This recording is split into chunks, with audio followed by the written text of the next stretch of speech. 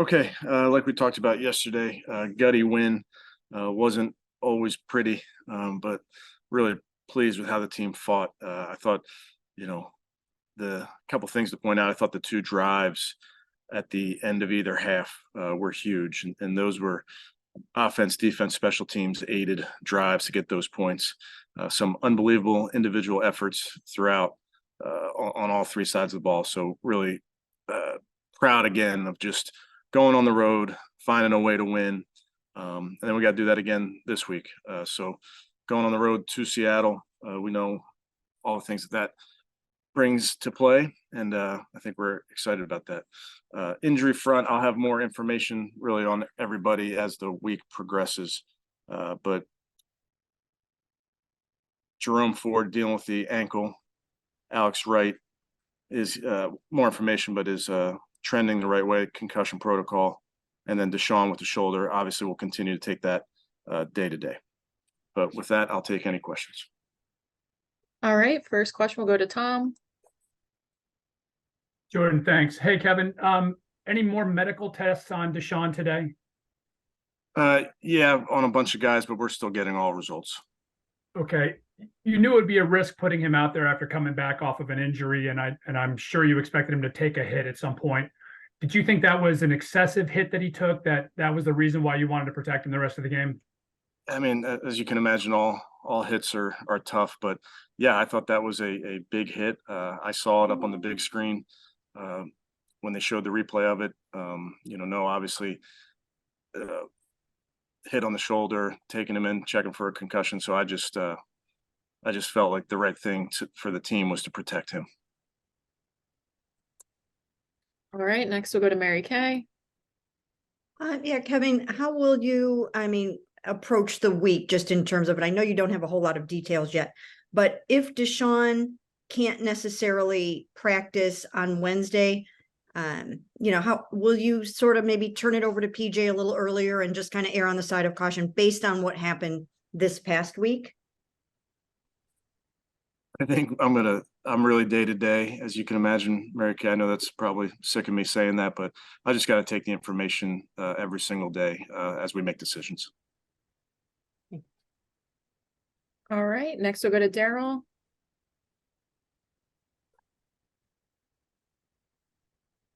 Yeah, Kevin, could you just with holding Deshaun out, could you just maybe give us a little more detail as far as why you decided to err on the side of caution and keep him out? The report yesterday during the game was that he was cleared to play, but it was your decision to keep him out.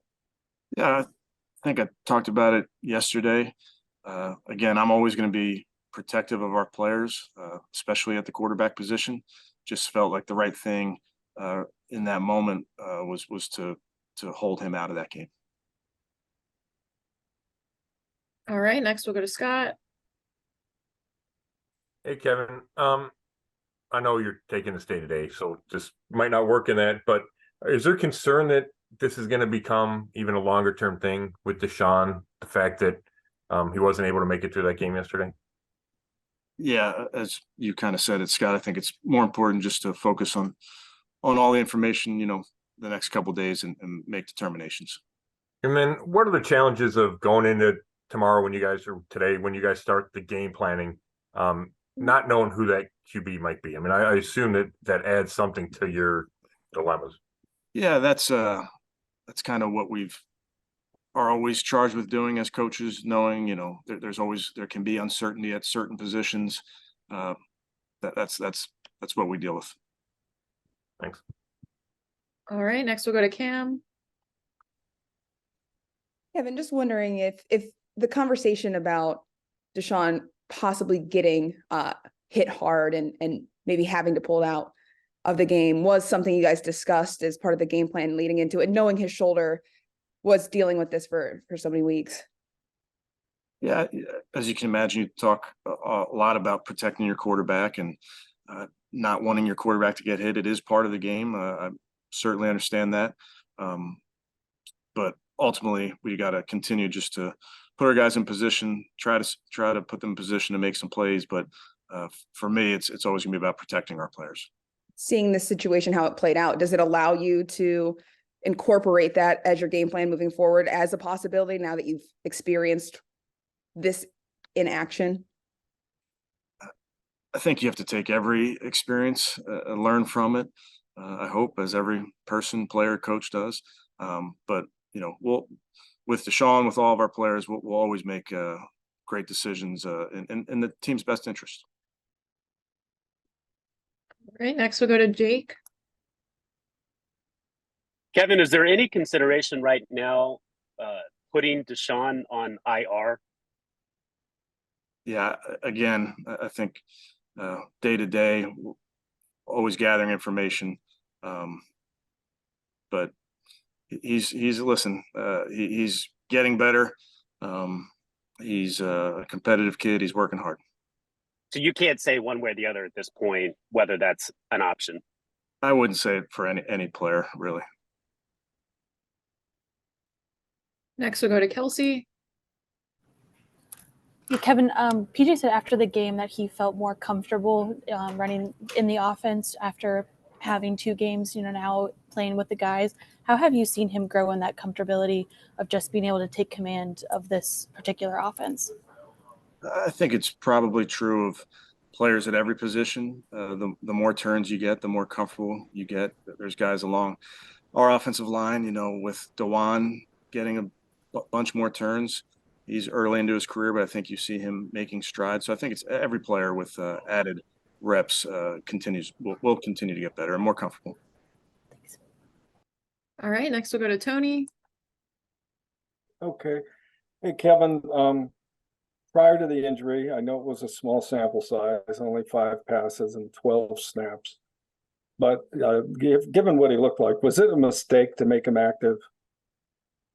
Yeah, I think I'll always take all the information I have, Tony, when making decisions on our players. I think it's way, way, way too small of a sample size to make a consideration on that. Okay, and follow up. During the game, he seemed isolated on the sidelines. After the game, he seemed very distraught. What do you think about his mental headspace? Is he confident? Are things crashing down on him? What do you see upstairs above the shoulders in him? Yeah, I spend a lot of time with him. He's very, very excited for this football team getting that win yesterday. All right, thank you. Next we'll go to Jeff. Hey, Kevin, when you look at 456 yards allowed, yet 4 takeaways, how would you assess the way your defense played? Yeah, battled to the end. I mean, that drive at the end to get us a 3 and out, stopping the run as we use timeouts, that was as big as anything in that game. Was it perfect? Nope. That's what we're in here right now meeting with the players on to try to improve.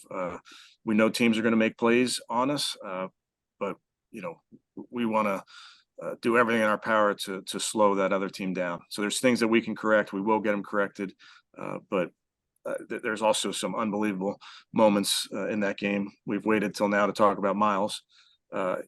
He played as good as you can play in a football game. He's dominated the game.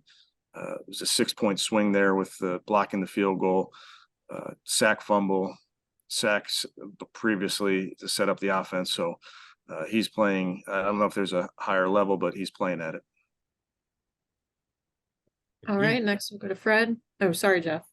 No, I said thank you. That's all. You're welcome, Jeff. All right, Fred, you're next. Yeah, you were able to get the ball downfield to Elijah Moore, had a big catch. You see that working more and more, just, the down the field plays with him? I hope so. He's a really good wide receiver for us. He's a good football player, always trying to find ways to get him the ball. Threw him a screen in the game, made a really nice play. Like you mentioned, that 30-yarder on the last drive was huge. So always looking for ways to get number 8 the ball. Can you also talk about the weapon Dustin Hopkins is? That he's been almost automatic when you get to the inside the 35.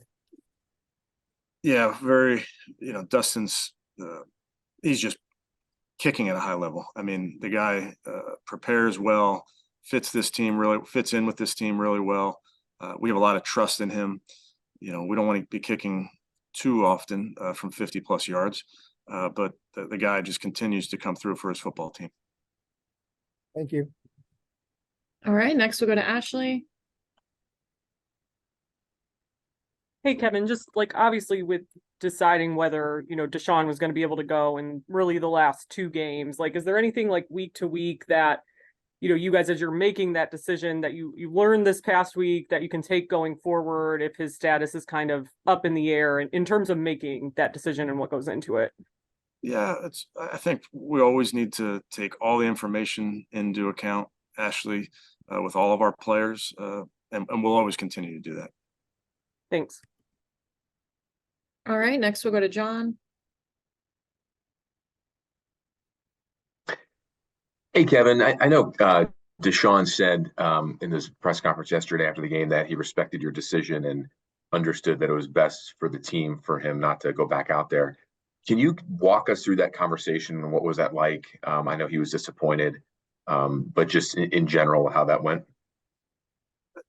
I would just tell you, Deshaun's the captain of this football team. He's the leader of this football team. It's hard. I know he wants to be out there, but he continues to support his teammates. He leads this football team.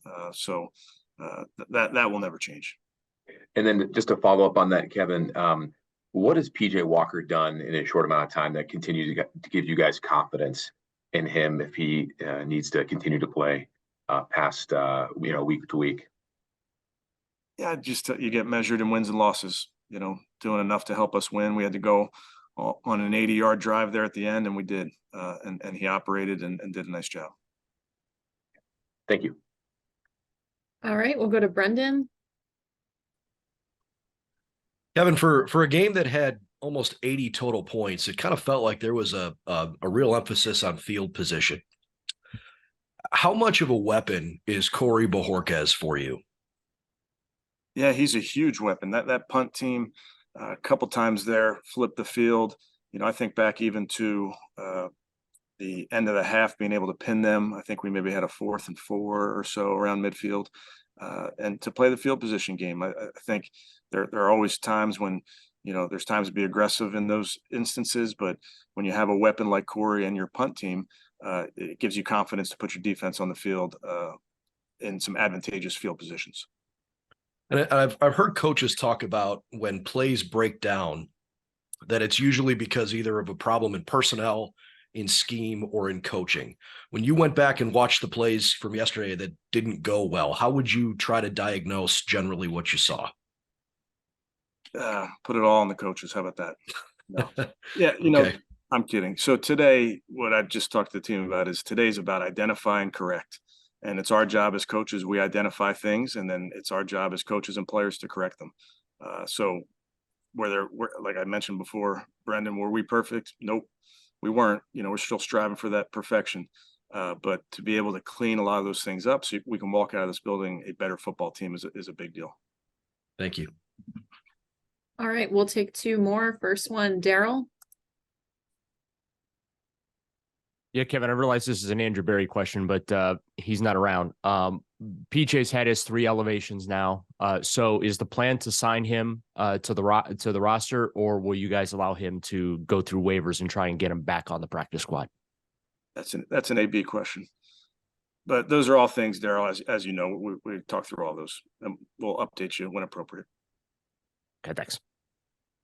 All right, and last one, Scott. Hey, Kevin, I wanted to go through that end of the game scenario a little more. I know we talked about it a bit yesterday, but when you decide to throw 3 times with no timeouts, I get it. But is the biggest concern there the timing of it, or just, getting guys lined up, having a spike? Like, what goes into the thinking there? Yeah, it was those 4 plays took years off my life. I'm sure everybody else. So the idea there in the first one, obviously you're trying to score a touchdown, and we weren't, we would have taken a touchdown on first down. We didn't necessarily want to wait till 4th down, but the tough part is if the clock is running after that first down play. We were in 23 personnel, so we had big players on the field, so it's harder to run plays out of that type of group. So really the mentality been, I knew we're on the one. I knew our fourth down call was going to score if we got to it, quite honestly. But I just didn't feel comfortable with the thought of a first down, a second down, or a third down play that was going to not get in and then chew off, valuable time. So felt confident in the plays we called, and ultimately executed that last one. And then, look like you had guys open on a couple of those. And then when you say, did you like those calls? And then when you say you knew you were going to score on fourth, was it always just a handoff to Kareem? Was that always the call? Yeah. Yeah. Right. So the line, they were yelling at me. I saw Dewan telling me it was a yard. I'm like, I got you, dude. I'll get there. Gotcha. All right. Thanks. All right. That wraps us up. Thanks, Coach. Hey, thanks, guys.